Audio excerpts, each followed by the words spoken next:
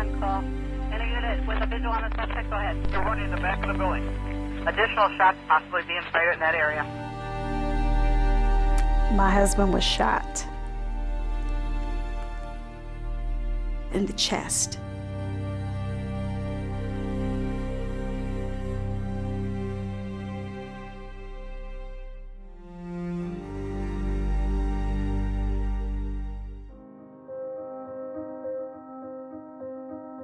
I thought I could talk about it. Sometimes I can and sometimes I can't, so.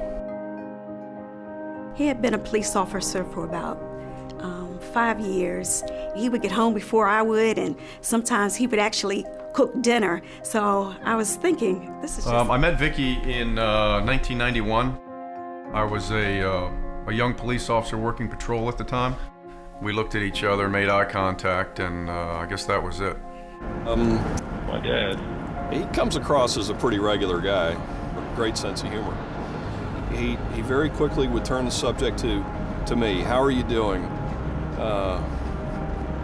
He had a twinkle in his eye, and you just couldn't help but love him. My husband would always require that we would give a kiss to each other when leaving.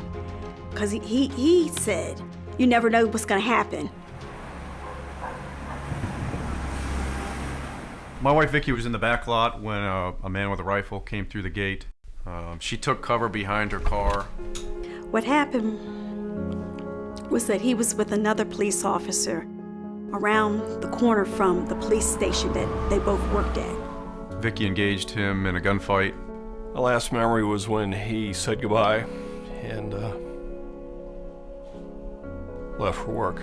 You have to consider that this time when I go to work, I might be faced with somebody trying to kill me, and am I going to be prepared to deal with that? He was killed by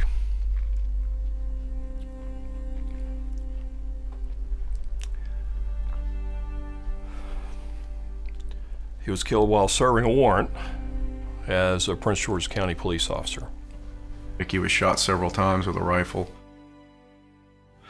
and she died in her car there.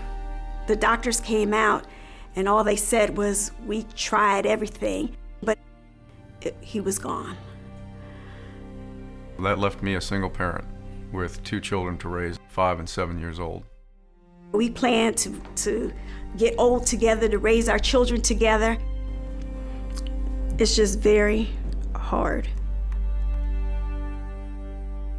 One of the things that has stayed with me all through my life is that a loved one can go out the door, you say goodbye, and they never come back. You just never know.